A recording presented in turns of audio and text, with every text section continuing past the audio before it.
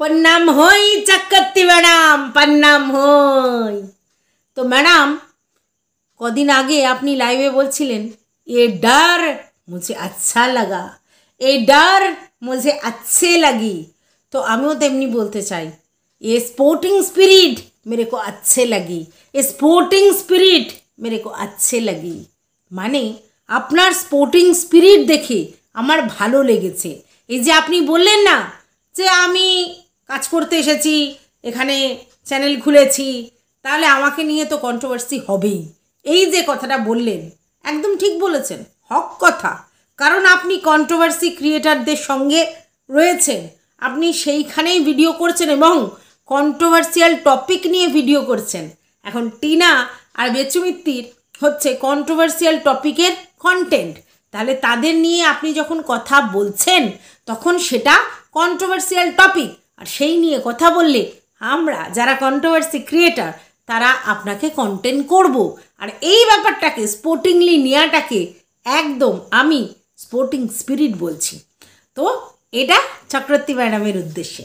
এইবার কিছু ভিউয়ার্সের উদ্দেশ্যে বলি, যারা বলেন ঘাপটি বাহিনী উকি মেরে দেখছে, লুকিয়ে লুকিয়ে দেখছে, যারা বলেন তাদের মধ্যে মূর্খামি ভরে ভরে আছে। যদি বলেন কেন, দেখুন ম্যাডামকে আমি সাবস্ক্রাইব করেছি, ম্যাডামের চ্যানেলে আমি ভিউজ দিই লাইভ হলে, ঠিক আছে, সে রেকর্ডেড লাইভ হোক আর ডাইরেক্ট লাইভ হোক, মানে লাইভ যখন হয় তখন বা পরে রেকর্ডেড লাইভ। যদি বলেন কেন দিই, তার কারণ কন্ট্রোভার্সিয়াল টপিকে যদি কথা বলে সেই নিয়ে যদি আমি কথা বলতে পারি সেটা দেখে তো আমাকে কথা বলতে হবে, তাহলে আমাকে দেখতেই হবে। তাহলে আমি তার ভিউয়ার্স প্লাস সাবস্ক্রাইবার প্রথম। দ্বিতীয় কথা হচ্ছে যখন লাইভটা হয় সেটা পাবলিক করা থাকে, তাহলে যারা যারা ইউটিউবে আছে, যাদের যাদের ইচ্ছে তারাই লাইভ দেখতে পারে। এরকম নয় আপনারা কিছু মুষ্টিমেয় সমষ্টির লোকজন যারা কমেন্ট করেন তারাই একমাত্র লাইভে ভিউজ দেবেন, আর কেউ দেবে না। কারণ যদি এরকম মনে করেন যে আপনাদেরই একদম শুধু যারা পজিটিভভাবে দেখছেন তারাই ভিউজ দেবেন আর তারাই কমেন্ট করবেন, এরকম যদি ভাবেন তাহলে ভুল ভাবছেন। আপনাদের মধ্যে প্রফেশনালিজম কিচ্ছু নাই। কারণ ম্যাডামকে পজিটিভ এবং নেগেটিভ দু ধরনের ভিউয়ার্স নিয়ে চলতে হবে। যদি না চলতে পারে প্রফেশনালিজমের ধাব্বা, বুঝতে পেরেছেন? তার মানে আপনারা ম্যাডামের বারের দিকে উৎসাহিত করছেন না, যাতে ম্যাডামের চ্যানেলটা গ্রো আপ করে, তার জন্য তাকে তো ভিউজটা নিতে হবে। তো লাইভে যারা পজিটিভ ভিউয়ার্স তারাই শুধু দেখবে, কমেন্ট করবে, আর যারা নেগেটিভ তারা ভিউজ দেবে না, এটা কি করে আপনারা এক্সপেক্ট করেন? তাহলে তো আপনারা চানই না ম্যাডাম গ্রো করুক, তাই না? Point to be noted.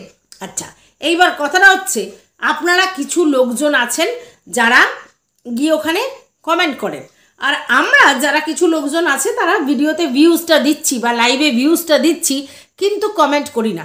তার মানে কি এটা যে ভিউজটা দিলে কমেন্ট করতেই হবে? দেখুন আপনার চ্যানেলে হাজার হাজার ভিউয়ার্স থাকতে পারে, কিন্তু সবাই যে লাইক আর কমেন্ট করবে এরকম কোনো কথা নেই। আর ইউটিউবের রুলস অনুযায়ী যত ভিউজ তত ডলার, তাহলে কমেন্ট আর লাইকে ডলারও নেই আর অন্য কিছুই নেই, তাহলে ভিউজটাই ম্যাটার, মাইন্ডেড। তাহলে আমরা ভিউজ দিচ্ছি, তাহলে সেক্ষেত্রে ম্যাডামের কিছু হলেও কিঞ্চিত হলেও সেটা কাজে লাগছে।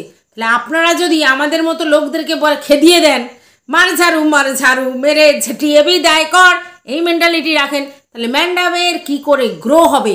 আর তাহলে ম্যাডামের আপনারা বকলমে মৃত্যুর জায়গায় শত্রু হয়ে যাচ্ছেন, মাইন্ডেড। আচ্ছা, এইবার কথা হচ্ছে কেন দেখেও কমেন্ট করি না? আমি করি না, আমার কমেন্ট করার হ্যাবিটই নেই, আমার দেখারই স্বভাব। কিন্তু অনেক লোক আছে যারা কমেন্ট করতে ইচ্ছুক কিন্তু করে না কেন? আপনাদের মতো কিছু ভিউয়ার্সদের কারণে, যারা তাদেরকে নিয়ে এক্ষুনি বসে যাবেন খিল্লি করতে, যারা তাদেরকে ন্যাগিং করবেন, যারা তাদেরকে উত্ত্যক্ত করবেন। তো কি দরকার আছে ভাই? আমার নেট, আমার চ্যানেল, আমি ভিউজটা দেব, বা আমার আইডি আমি ভিউজটা দেব, আবার খেদা নিয়েও খাবো, কি দরকার আছে? তার থেকে বাবা সাইলেন্টলি ভিডিওটা শুনি বা লাইভটা শুনি, তাই না? তো তাই তারা করে এটা। তো বুঝেছেন, আপনাদের ঘরে ঢোকালাম। আচ্ছা, এইবার চলে আসি, একটা জিনিস খুব উঠছে এবং এটা নিয়ে কালকে টপিক হবে, এটা আমি খুব ভালো করে জানি। সবার চ্যানেলে যেরকম সেবক দাদা সেবক দাদা সেবক দাদা হচ্ছিল, এবার আসবে ফোকলা ফোকলা ফোকলা ফোকলা ফোকলা, এবং এটা শুধুমাত্র কন্টেন্টের জন্যই, ঠিক আছে? কেন বলছি, তার কারণ যেই ম্যাডামের কাছে দুদিন আগে একেবারে সেবক দাদাকে নেঙ্গা পিঙ্গা করে দিলেন এবং সেবক দাদার সমস্ত খুঁতগুলো বের করে দিলেন, সেই ম্যাডাম আজকের বলছেন সেবক দাদা ভালো, সেবক দাদা আমার সঙ্গে যোগাযোগ করতে চেয়েছিল, সেবক দাদা আমাদের বকরমে উপকার করেছে, হ্যান ত্যান অমুক তমুক রাম শাম যদু মধু এসব বলছেন। আর বলছেন ফোকলা, ফোকলা হচ্ছে সব থেকে কালপ্রিট। ফোকলাকে শাস্তি দিতে হবে, ফোকলাকে সবাই মিলে মানে একজোট হয়ে গিয়ে তাকে হচ্ছে দুমার দুম দুম দুমার দুম দুম করতে হবে। তো ম্যাডাম, আপনি আইন হাতে তুলে নেওয়ার কথা বলছেন কেন? আমি জানি আপনি বাঘিনী টাইপের, ঝান্সের রানী, তো আপনি আইন হাতে তুলে নেবেন কারণ আপনার আইন পকেটে থাকে, পকেটে। হ্যাঁ, কিন্তু আর যারা যারা রয়েছে, যারা যারা যাবে, তাদের তো সবার নামে অ্যালিগেশন আসতে পারে যে তারা কারোর বাড়িতে চড়াও হয়ে দুমদুমা দুম করছে, তো সেক্ষেত্রে আইনের আওতায় আসে। তো আপনি সবাইকে আইনের আওতায় কেন নিয়ে যাচ্ছেন শুধু শুধু? এইভাবে কি কোনো সলিউশন হয়? মারধর করে ভায়োলেন্স কাজে লাগিয়ে এইভাবে হাতে আইন তুলে নিয়ে কোনো কাজ হয়? এটা কোনো সুস্থ মস্তিষ্কের লক্ষণ নয়। আপনার মাথায় কি আছে যে আপনি সবাইকে ফোর্স করছেন চলো আইন হাতে তুলে নাও, চলো আইন হাতে তুলে নাও? No no no, never ever, এটা কেউ করা উচিত নয়, কারণ আইন হাতে তুলে নেওয়া কখনোই কাম্য নয়, বুঝতে পেরেছেন?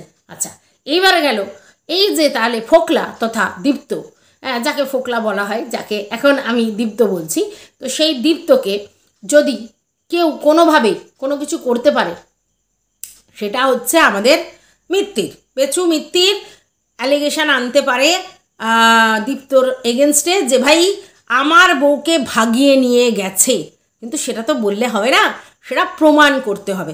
কারণ টিনা তার দাদা এবং মায়ের সঙ্গে বাড়ি থেকে বেরিয়েছে, ঠিক আছে? তার আগে চ্যাট দেখাতে পারে, অমুক দেখাতে পারে, তমুক দেখাতে পারে, কিন্তু সেগুলো কি প্রমাণ, যথাযথ প্রমাণ দিতে পারবে যে ফোকলা ভাগিয়ে নিয়ে গেছে টিনুকে তার বাড়ি থেকে? জানি না। যদি পারেন তাহলে একমাত্র বেচু মিত্তিরই পারে, অন্য কেউ এই ব্যাপারে কোনো রকম কিছু করতে পারে না, মানে কেস কামারি হ্যানা ত্যানা করতে পারে না, একমাত্র বেচু মিত্তির করতে পারে। তাও যদি টিনুর সঙ্গে সে ঘর করার মেন্টালিটি রাখে তো এটা করতে পারে। কিন্তু আপনি নিজেই জানিয়েছেন বেচু মিত্তির সাইড কেটে চলে গেছে, হ্যাঁ, মানে আর টিনু সুন্দরীর সঙ্গে সে ঘর করতে ইচ্ছুক নয়, সে যে কোনো কারণেই হোক, ভয় পেয়ে হোক, না ভালোবেসে হোক, থুতু একবার ফেলেছে আর চাটবে না বলে হোক, যে কোনো কারণেই হোক, টিনু সুন্দরীর সঙ্গে বেচু মিত্তির আর ঘর করতে চায় না, এটা ফুল প্রুফ, তাই না? আপনি বলে দিয়েছেন। আর তাদের সলিউশন আর হবে না, মানে সাংসারিক সলিউশন আর হবে না। তাহলে সেক্ষেত্রে যাকে আমি আর অ্যাকসেপ্টই করবো না, তো তাকে কে নিয়ে গেল, কে পরকিয়া করলো, তার সঙ্গে কে থাকলো, কি হলো, আর তো কোনো ম্যাটার নয় বেচু মিত্তিরের কাছে, কারণ বেচু মিত্তির জীবনে এগিয়ে গেছে আপনার কথা অনুযায়ী, যে সে অপশান চুজ করে নিয়েছে আর টিনাকে আর তার লাগবে না, তার জীবনে টিনাকে আর লাগবে না, সে যা আছে ভালো আছে, ওকে নিয়ে কোনো চিন্তা নেই, ও বিন্দাস আছে। এতদিন পর্যন্ত টেনশানে ছিল, কিন্তু আপনি যবে থেকে ওর লাইফে পাধারিয়েছেন তবে থেকে ওর চিন্তা পুরো চলে গেছে মায়ের ভোগে, এখন বিন্দাস লাইভ লিড করছে, বিন্দাস হয়ে নাচো রে, বিন্দাস হয়ে গাও রে, বিন্দাস হয়ে নাচো রে, এরকম অবস্থা। আর সেটার প্রতিচ্ছবি আমরা দেখেছি, হ্যাঁ, মানে আমাদের বেচুর তো রয়েছে, তার সঙ্গে বেচুর মায়েরও বিন্দাস হয়ে নাচো রে, বিন্দাস হয়ে নাচো রে। হ্যাঁ, এটুকুনি মজা তো করতেই পারে, কারণ ছেলের সুন্দর ভবিষ্যৎ, উজ্জ্বল ভবিষ্যৎ, সেটা দেখে মা বাবা অ্যাপ্রিসিয়েট করতেই পারে, আনন্দে নাচতেই পারে, কি তাই না? তাহলে এন্টায়ার পুরো ফ্যামিলি ওরা ভালো আছে, টেনশন ফ্রি আছে, একদম বিন্দাস আছে, এটা আপনার কথা অনুযায়ী। আচ্ছা, হয়ে গেল। তাহলে বেচু মিত্তির আর কোনো কালেই টিনুকে নেবে না, ঠিক আছে? এবার টিনু ডিভোর্স দেবে না।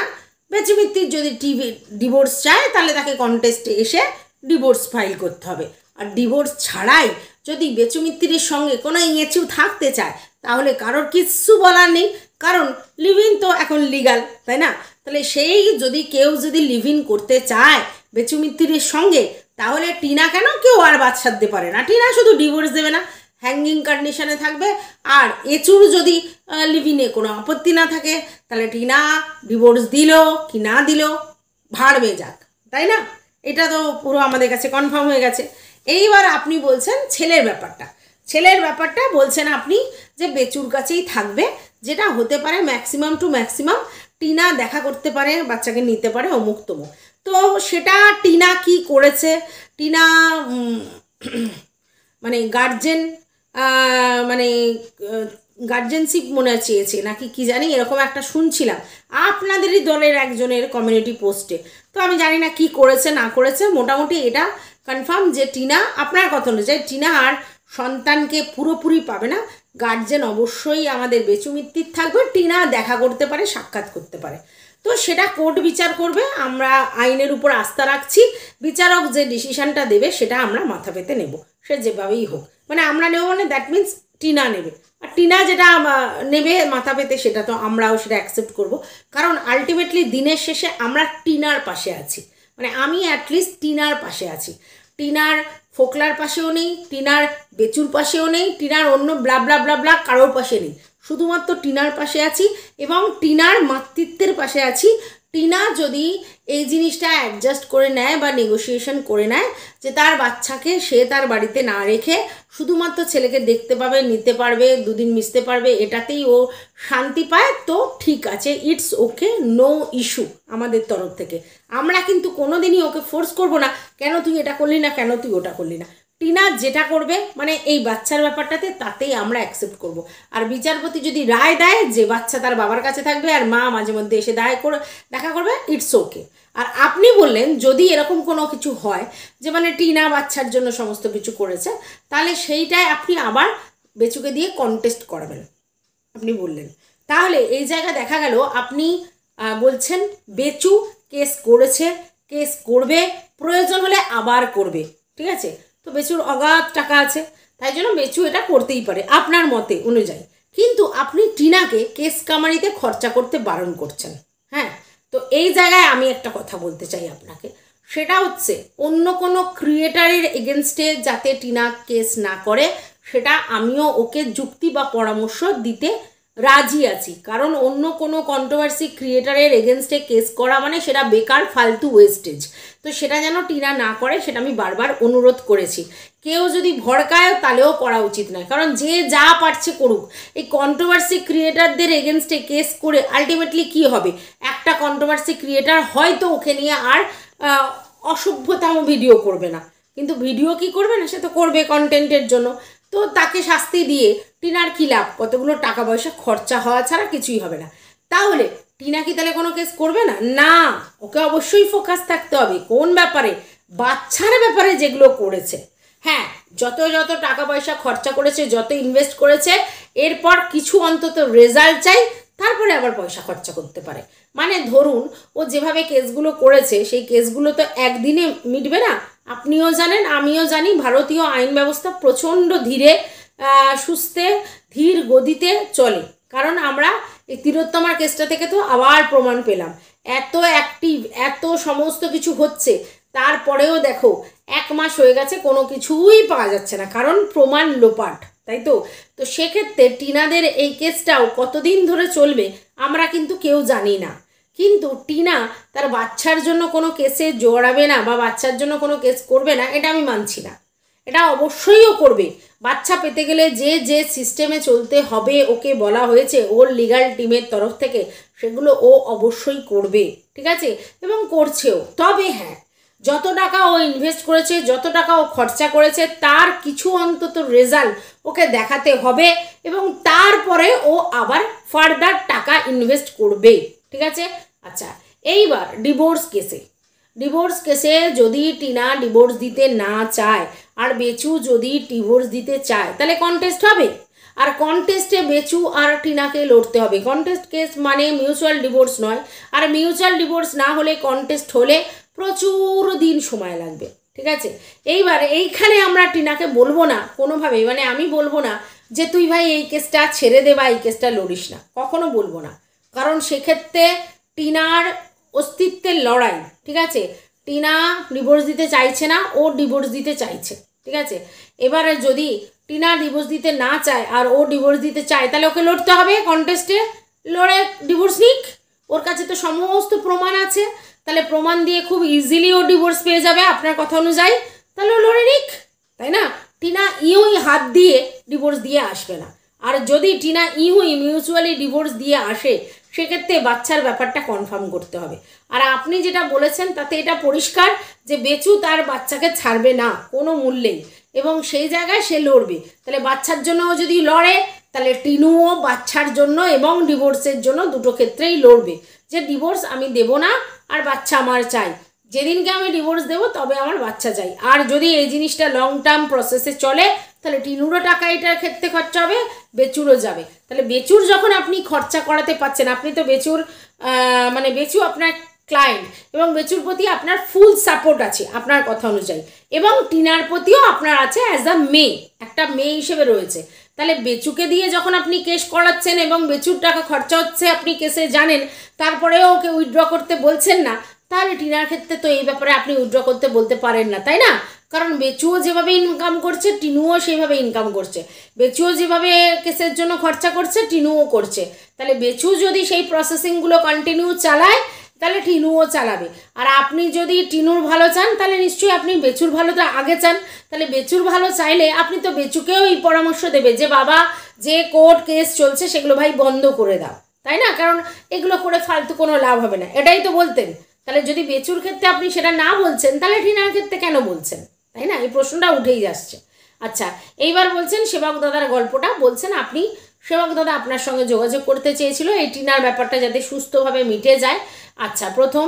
দ্বিতীয় কথা, মানে সুস্থভাবে মিটে যায় মানে দ্যাট মিনস ও ওর বরের বাড়ি যাতে যেতে পারে, তাই তো? এটাই নিশ্চয়ই, নাহলে কি সুস্থভাবে মিটবে? বা বাচ্চাটা তার মায়ের কাছে ফিরে আসে, এটাই সুস্থভাবে মিটবে। তো এই দুটোতেই তো বেচু রাজি নয়, তাহলে আপনি এখানে নিশ্চয়ই কোঅপারেট করতে পারবেন না, কারণ আপনার ক্লায়েন্ট যা বলবে আপনাকে তাই করতে হবে, তাই না? আচ্ছা, এবার ফুরিয়ে গেল এটা। তাহলে আপনার সাথে সেবক দাদা যোগাযোগ করে আলটিমেটলি দিনের শেষে কোনো প্রফিট নেই, কারণ বেচু চায় না, ঠিক আছে? এদিকে টিনা ওই বাড়িতে ফিরতে চায় না। তাহলে দুজনেই যখন ফিরতে চায় না, ক্লায়েন্টরা যখন চায় না, তখন আপনারা মধ্যস্থতা করে কি করবেন? তাই অবশ্যই ওদের এই ব্যাপারে কেসটা লড়বেই, বেচু যেমনি লড়বে টিনুও তেমনি লড়বে। এবার আপনি বলতেই পারেন যে টাকার শ্রাদ্ধ হচ্ছে। হ্যাঁ, অবশ্যই টিনুরও টাকার শ্রাদ্ধ হচ্ছে, বেচুরও টাকার শ্রাদ্ধ হচ্ছে। তাহলে দু তরফ থেকেই কেস তুলে নিয়ে ব্যাপারটা সলভ করা উচিত, যদি করতে হয়। বেচু কেস চালিয়ে যাবে ডিভোর্সের জন্য হোক, বাচ্চার জন্য হোক, আর টিনু সব কেস বন্ধ করে দেবে বাচ্চার জন্য, ডিভোর্সের জন্য, মানে ডিভোর্স দেবে না এই জন্যে, তাহলে কি করে হবে বলুন? ऐसा कैसा चलेगा, ऐसा कैसे चलेगा? তো দুজনকেই তাহলে বন্ধ করতে হবে। এবং আপনি যদি ওয়েল উইশার হন, তাহলে দুজনেরই ওয়েল উইশার, তাহলে বেচুর টাকা পয়সা ওয়েস্টেজ হবে, ও কেসগুলো রেখে যাবে, এটা কি করে আপনি বলছেন, তাই না? টিনার ক্ষেত্রে যখন আপনি এত সমব্যথী সহমর্মিতা দেখাচ্ছেন, তাহলে তো বেচুর ক্ষেত্রেও সেটা প্রযোজ্য, কারণ আপনার ক্লায়েন্ট বেচু, আপনি মেয়ে হিসেবে এর পাশে দাঁড়িয়েছেন, খুব ভালো কথা, ঠিক আছে? আচ্ছা, এইবার আপনি একটা কথা বলেছেন আমার কাছে খুব বড় দামি কথা লেগেছে, সেটা হচ্ছে যে ওর বয়স কম, এই বয়সে এই পরকীয়ার মতো ভুল হয়ে যেতেই পারে। হ্যাঁ, এটা পাপ নয়, আপনি বলেছেন এটা পাপ নয়। অনেকে পাপ, পাপিষ্টা এরকম বলছিল, তার জন্য আপনি বলেছিলেন এটা পাপ নয়, এটা ভুল হয়ে গেছে, বলেছেন তো? একদম ঠিক কথা বলেছেন। মানুষ মাত্রই ভুল হয়, অনেক বড় বড় লোকেরা, নেতা কাতা মন্ত্রীরা ভুল করে, আমরাও তো অনেক ভুল করেছি, ওর থেকে অনেক বয়স আমাদের। আর তাহলে ও একটা বাচ্চা মেয়ে, মানে সেই তুলনায়, মানে আমাদের তুলনায় বাচ্চা, বাচ্চা মানে আমি বলি না যে মায়ের পেট থেকে পড়েই হাঁটতে শুরু করে দিয়েছে সেই বাচ্চা, আমি বলতে চাইছি ম্যাচুরিটির দিক দিয়ে আমাদের থেকে ও অনেক কম বয়সী। তো একটা 24 বছরের মেয়ের থেকে আমরা যদি সেই ম্যাচুরিটি আশা করি, সেটা মূর্খামি হবে। তো সেই জায়গা থেকে টিনা যে কাজটা করেছে অবশ্যই ভুল পদক্ষেপ নিয়েছে, এবং তার জন্য ওকে অনেক স্যাক্রিফাইস করতে হচ্ছে, দিনের পর দিন টর্চার্ড হতে হচ্ছে আমাদেরই মতো কিছু নারীদের কাছে, এবং কন্ট্রোভার্সির নামে ওকে মানে কি বলবো, পিষে মারার চেষ্টা করা হচ্ছে, ঠিক আছে? হ্যাঁ, পিষে ফেলার চেষ্টা করা হচ্ছে। তো সেই জায়গা থেকে টিনা কিন্তু তারপরেও স্ট্রংভাবে দাঁড়িয়ে আছে, তাই না? তাহলে সেইখানে আপনি যখন বুঝতে পারছেন যে এটা ভুল করে হয়ে গেছে এবং লঘু পাপে গুরুদণ্ড হয়েছে, তাহলে আপনি যাদের সঙ্গে আছেন, অনেকে আছে যারা ওকে নিয়ে কন্টেন্ট করে, তাহলে তারা কি করে ওকে পাপিস্টা, এই অমুক তমুক, হ্যানা ত্যানা, চুলকানি, চরিত্র খারাপ, হ্যানা ত্যানা বলছে, তাহলে আপনি তো তাদের শুধরে দেবেন যে ভাই এরকম ভুল অনেকের জীবনেই হতে পারে, আমাদেরও বাড়িতে ছেলে মেয়েরা আছে, তাদের দ্বারা অনেক ভুল হয়ে যেতে পারে। তাহলে একটা ভুলই কি একটা মানুষের জীবন স্পয়েল করে দেবে? নাকি সেই ভুলটা শুধরে নিয়ে সে নিজের পায়ে নিজে দাঁড়াবে? নাকি আমরা তাকে পিষে ডোলে শেষ করার চক্রান্তে থাকবো? বলুন তো। তাহলে আপনি নিশ্চয়ই আপনার ওদিকের তরফের লোকজনকে এটা বোঝাবেন যে এইভাবে করা উচিত না, ও অবশ্যই একটা ভুল করেছে, বলতে পারেন কিছুটা হলেও অন্যায় করেছে, তো ওই অন্যায়ের শাস্তি এটা নয়, তো ওর জন্য ও অনেক স্যাক্রিফাইস করেছে এবং অনেক কিছু ওকে সহ্য করতে হচ্ছে। কিন্তু কন্ট্রোভার্সি ক্রিয়েটাররা যেভাবে তাকে পার্সোনাল অ্যাটাক করছে বা যেভাবে তাকে নোংরা করছে তার পুরো ফ্যামিলি, এন্টার ফ্যামিলিকে, সেটা কি ঠিক হচ্ছে? সেটা নিয়ে আপনি আওয়াজ তুলবেন, কারণ আপনি টিনার ভালো চান, তাই জন্য তো খুলবেন, তাই না? এটা আপনার থেকে এক্সপেক্ট করতে পারি। আচ্ছা গেল। এইবার আপনি বলছেন ফোকলার গল্পটা, যে ও ওকে মারধর করে, ও ওকে টর্চার করে। আচ্ছা আমি এটা একটা কথা বলি, এটা দুভাবে বাইরে আসতে পারে। এক, যদি টিনা সত্যিই ফোকলার কাছে মার খেয়ে থাকে, মানে দীপ্তর কাছে, তাহলে টিনা এসে বাইরে যদি সেবক দাদাকে বলে এবং সেবক দাদা চারিদিকে বলে, তাহলে এইভাবে জানাজানি হতে পারে। আদারওয়াইজ সেবক দাদা নিজের থেকে অনুমান ভিত্তিক কিছু কথা বলেছে টিনার কাছ থেকে শুনে, ঠিক আছে? তাহলে যদি মেরে থাকে তাহলে টিনাকেই প্রোটেস্ট করতে হবে, এটা কিন্তু আমার আপনার কাজ নয়, ঠিক আছে? কারণ টিনা তো আর ফোকলার এগেনস্টে কোনো কেস কামারি করছে না, তাই না? আর করলেও টিকবে না ধোপে, ঠিক আছে? তো সেই জায়গায় যদি সত্যি এরকম দীপ্ত কিছু কাজ করে, তাহলে তো অবশ্যই দীপ্তকে বলা উচিত, ভিডিও করে অবশ্যই বলা উচিত, কিন্তু তার অথেন্টিকেশন নেই। আর এই যে প্রোটেস্টটা, এটা টিনার তরফ থেকে হতে হবে, আমরা কিন্তু প্রোটেস্ট করলে হবে না, কারণ টিনা যদি প্রোটেস্ট না করে তাহলে কিছুতেই কিছু হবে না। এই সব জিনিস মানে এই ডোমেস্টিক ভায়োলেন্সের শিকার হলে বা এরকম ধরনের ভায়োলেন্সের শিকার হলে যে হয়েছে তাকেই প্রতিবাদ করতে হবে, অন্য কেউ করলে হবে না। তো আপনি এই জায়গায় কিছু করার নেই, ওকে বুঝতে হবে ওর ভালোটা, এবং তাতে যদি ও দেখে দীপ্ত ওর সঙ্গে এরকম বাজে ব্যবহার করছে বা ওর হার্ম করছে, তাহলে ওকে তো রুখে দাঁড়াতে হবে এবং ঘুরে দাঁড়াতে হবে, এটা আমি মনে করি। আর আমি সবসময় ওকে সাজেশন দিয়েছিলাম, দীপ্ত, রাম, শ্যাম, যদু, মধু কাউকেই ওর লাইভে এখন এন্ট্রি দেওয়া উচিত নয়, কারণ ও যে ইনিশিয়াল স্টেজে রয়েছে, এই স্টেজে ওর একটাই কাজে ফোকাসড হতে হবে, সেটা হচ্ছে ওর কর্ম, আর ওর বাচ্চা পাওয়ার ব্যাপারটা তো চলছেই। এই দুটোর বাইরে প্রেম, লিভ ইন, বিয়ে করা, কারোর সঙ্গে থাকা, কারোর বউ হওয়া, এগুলো যদি ও করে ও ভুল করবে। আমি বহুবার ওকে বলেছি, দীপ্ত বলে কথা নয়, কারোর সঙ্গেই ওর এখন ওই ইন্টিমেট রিলেশনে জড়িয়ে পড়া ঠিক হবে না, কারণ ওর এখন সেন্সিটিভ সময়। ও ডিভোর্স যদি হয়ে যায়, তারপরে গিয়ে ও নতুন করে যদি বাঁচে, সেটাই কারোর কিচ্ছু বলার নেই, বাট এটা এই সময়টা একদমই উপযোগী নয়, ঠিক আছে? এইবার আমি সবসময় বলি, সবাইকেই বলি, এটা টিনুর জন্য নয়, এটা আমি সব মেয়েদেরকেই বলি, যেই মেয়েরা কোনো রিলেশনে যাবে, যার সঙ্গে যেই যাক, তো অন্তত মিনিমাম তার সঙ্গে 3 বছর মিশবে, 3 বছর তার সঙ্গে মিশবে, তারপরে তার ক্যারেক্টারটা ভালো করে অ্যানালাইজ করার পরে যদি মনে করো এর সঙ্গে তুমি থাকতে পারবে, তবে থেকো, আদারওয়াইজ লিভ ইট। এটা আমি সব মেয়েদের জন্য বললাম, এটা শুধু টিনুর জন্য নয়। তার কারণটা হচ্ছে হঠকারী ডিসিশান নিলে সেটা সবসময় রং হয়, ঠিক আছে?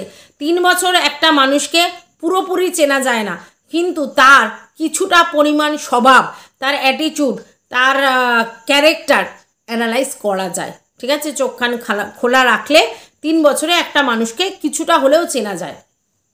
যারা 6 মাস 8 মাসের মধ্যে বিয়ে করে ফেলে কোনো জিনিসে, তারা ভালোভাবে চিনতেই পারে না, কারণ অনেকটা শো অফ থাকে, অনেকটা সুন্দর সুন্দর মুহূর্ত কাটানোটা থাকে, কিন্তু যখনই সেটা 3 বছর একসঙ্গে কাটানো হবে কোনো রিলেশনশিপে, মানে লাভ রিলেশনশিপে, তারপরে কিন্তু অনেক জিনিস সামনে চলে আসে, আর তখন অটোমেটিক্যালি যদি সেই রিলেশনটা টেকার না হয় সেটা ভেঙে যায়, আর যদি টেকার হয় তাহলে সেটা অবশ্যই থাকে। তো 3 বছর সময় নেওয়া উচিত, ঠিক আছে? এটা আমি টিনার জন্য বললাম এবং সেই সকল মেয়েদের জন্য বললাম যারা এরকম রিলেশনশিপ করছে বা করবে ভাবছে, তাদের অ্যাটলিস্ট 3 বছর নিজেদেরকে সময় দেওয়া উচিত, তারপরেই কোনো জিনিসে যাওয়া উচিত। এটা গেল একটা পয়েন্ট। এইবার আপনি বলছেন দীপ্ত ওকে ইউজ করেছে, ওর মা বাবা ওকে ইউজ করেছে, সবাই ওকে ইউজ করেছে। তো প্রথম যদি টিনা কোথাও ইউজড হয়ে থাকে সেটা অবশ্যই বেচু মিত্তিরের কাছে। 5 বছর ধরে ইউজড হয়েছে, সেই অর্থে কোনো কিছুই সে পায়নি, সেই অর্থে। তার মানে কি খেতে পায়নি, পড়তে পায়নি, জামা কাপড় পরতে পায়নি, 2-1 ঘুরতে যেতে পায়নি তা নয়, না, তা পেয়েছে। কিন্তু যে স্বাধীনতা, যে আত্মসম্মানবোধ বা যে অর্থনৈতিক স্বাধীনতা থাকার কথা সেগুলো কিছুই পায়নি।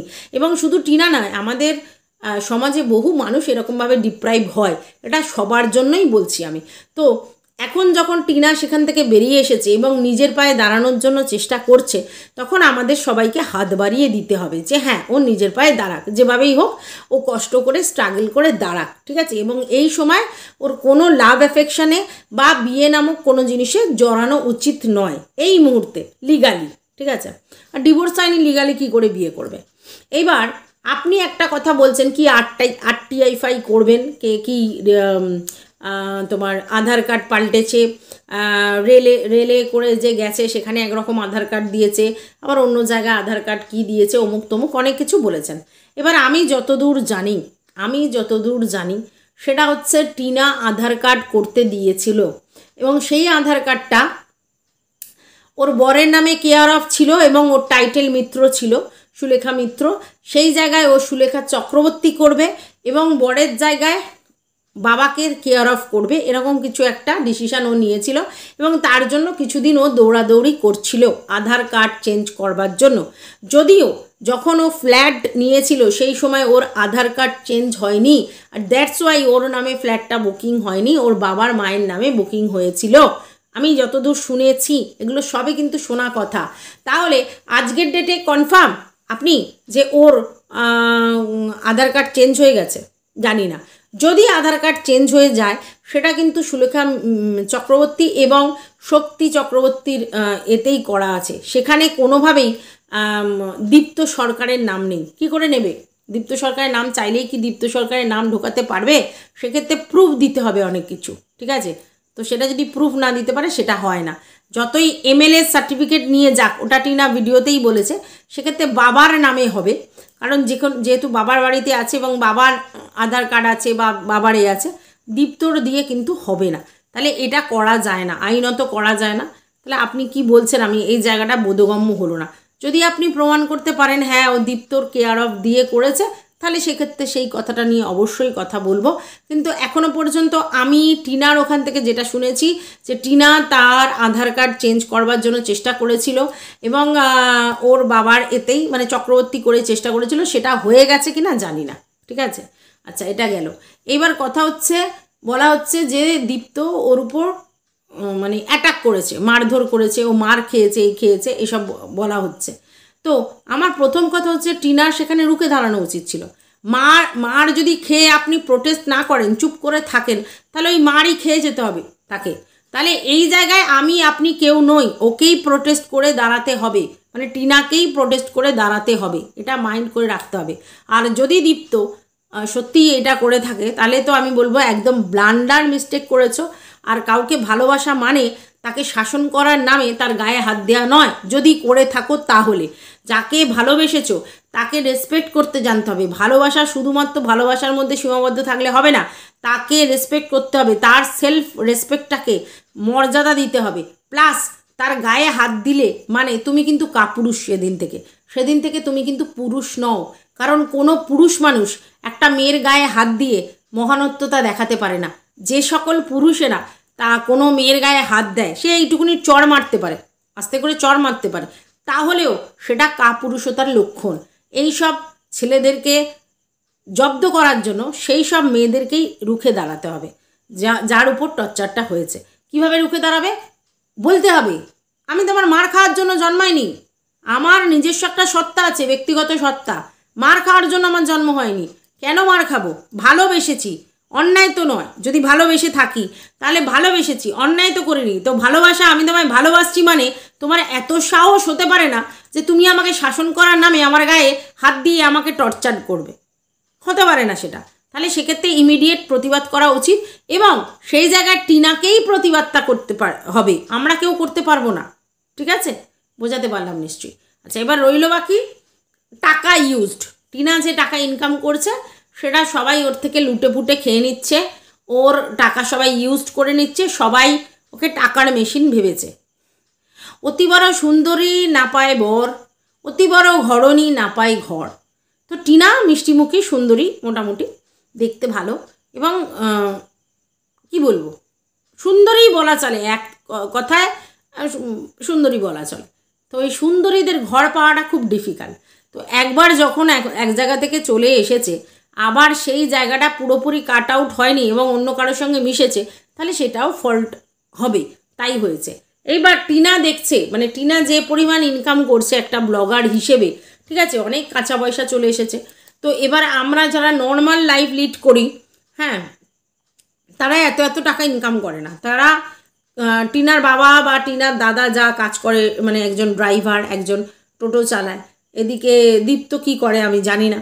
তো এরা যা ইনকাম করে, মানে তার অনেক অনেক বেশি টাকা টিনা এই বয়সে এই সময় ইনকাম করছে।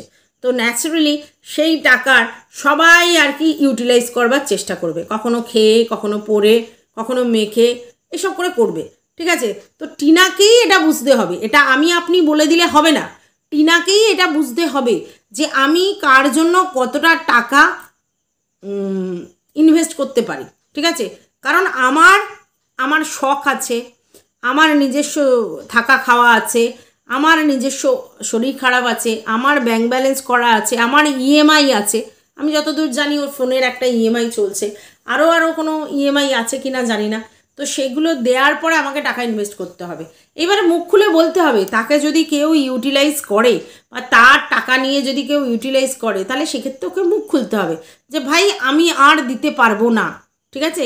কারণ আমার জমাতে হবে। আমি যদি 10 টাকা ইনকাম করি, আমি 2 টাকা রেখে আমাকে 8 টাকা জমাতে হবে।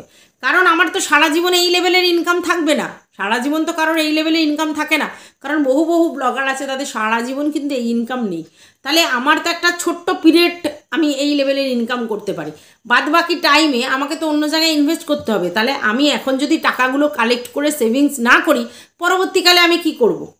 ব্লগিং সারা জীবনে এক চলতে পারে না, ইউটিউবে সারা জীবনে এক চলতে পারে না, তাই না? তো এইটা টিনাকেই বলতে হবে, অন্য কেউ বললে হবে না। তো টিনাকে আমরা সাজেস্ট করতে পারি, ভাই নিজেরটা নিজে বোঝো। কিন্তু ও কি করে রেখেছে, কিভাবে কাকে কি করেছে আমরা জানি না। তবে এখনও বলছি, টিনা নিজের ভালো পাগলেও বোঝে, এবং সেই জায়গা থেকে তোমাকে তোমার ইনভেস্ট, তোমার সেভিংস, এটাকে মাথায় রেখে চলতে হবে। কারণ আর 5টা ব্লগারের মতো সিচুয়েশন তোমার নয়, না তোমার মাথা গোজার ঠাই আছে, না তোমার অন্য কিছু আছে, ঠিক আছে। এইবার অনেকেই বলছো, আপনারাই বলছেন এবং অনেক ভিউয়ার্স বলছে যে ওর কোনো ব্যবসা করা উচিত, ওর কোনো এই করা উচিত না। ব্যবসা করার এখন রাইট টাইম নয়। ও সবে শুরু করেছে ব্লগিং, 8 মাস 9 মাসের মতো করছে। তো এখনও ভালো করে সারভাইভ করতে হবে। এখনই যদি ও মেন্টালি এই কেস কামারি আবার এই ব্লগিং ছেড়ে আবার তাকে এই মানে শাড়ি ফাড়িতে ইনভেস্ট করিয়ে দেওয়া হয় মাইন্ড, তাহলে ও করতে পারবে না। একা এত কিছু চাপ নেওয়ার ক্ষমতা ওর নেই, ওর বয়সটাও অত নেই, ওর ম্যাচুরিটি লেভেলও ওই জায়গায় নেই। তাহলে ওকে কেউ না কেউ আবার ইউটিলাইজ করে ফেলবে ব্যবসার নামে। তো ওকে এখন ব্যবসা করার টাইম নয়। এখন যেটা করতে হবে সেটা হচ্ছে ও সেভিংস করবে, আর ও কোনো হাতের কাজ শিখতে পারে, যেমন হচ্ছে মেকআপ আর্টিস্ট, যেমন হচ্ছে বিউটিশিয়ান কোর্স, যেমন হচ্ছে তোমার টেলারিং, মানে যেটা হচ্ছে জামা কাপড় কুর্তি এসব তৈরি করা, এগুলো করতে পারে, আচ্ছা শিখতে পারে আর কি, ঠিক আছে। তারপরে একটু সফট টয়েস বানানো, কেক মেকিং, পুডিং মেকিং, এগুলো খুব চলছে বাজারে। তো এগুলো, তারপরে কোনো অর্নামেন্ট তৈরি করা, এগুলোও শেখায়। তো এইগুলো শিখে ও নিজের জ্ঞানটা বাড়াতে পারে। মানে এইসব জিনিস তো হাতের কাজ, এগুলো শিখলে এগুলো কোনো দিন মার যায় না। তারপরে ও করে সেগুলো নিয়ে কাজ করতে পারে। আর এই মুহূর্তে সবাই শাড়ির বিজনেস করছে বলে তুইও দুম করে লাফিয়ে কোনো শাড়ির বিজনেস করতে যাস না। কারণ প্রচুর কম্পিটিশান মার্কেটে, ফেসবুক আর ইউটিউব মিলিয়ে প্রচুর কম্পিটিশান, এবং যারা করছে তারা কিন্তু ব্যাপক পরিমাণে টাকা ইনকাম করে নিয়ে সেভিংস করে বাড়ি ঘর দৌড় করে, মাইন্ড ইট, 3টে আমি ব্লগারের নাম বলছি, একটা বড় চ্যানেল, একটা টিয়াঙ্কা, একটা ম্যান্ডি, এরা 3জনেই কিন্তু আগে বাড়ি করেছে, মানে মাথা গোজার ঠাইটা করেছে, তারপরে বিজনেসে হাত দিয়েছে। তো এই ক্ষেত্রে তোর এখন পাখির চোখ, অবশ্যই মাথা গোজার ঠাঁই। তার আগে তুই এখন বিজনেস করতে যাস না। হ্যাঁ, তুই কাজ শিখতে পারিস, ওই যে বললাম এগুলো শিখতে পারিস, যেগুলো যেগুলো বললাম এগুলো শিখতে পারিস, শিখে নিজের সেলফ কনফিডেন্স বাড়াতে পারিস এবং পরবর্তীকালে তুই এইগুলোর উপরে কাজ করতে পারিস, সেটা তুই করতে পারিস। তাছাড়া এই মুহূর্তে তুই কোনো বিজনেসে ইনভেস্ট করবি না। আর শাড়ির বিজনেস তো প্রশ্নই ওঠে না, ওটা করার দরকারই নেই, ঠিক আছে? কারণ এখন সবাই ছেয়ে গেছে। তো এই জায়গায় তুই নিজেকে আগে তৈরি কর কেরিয়ার, আর বাড়ি করবি এরকম একটা ফোকাস থাক। সে যেরকমভাবেই করিস, কুড়ে ঘর করলেও নিজের কর, আর হচ্ছে শুধু জমাতে থাক।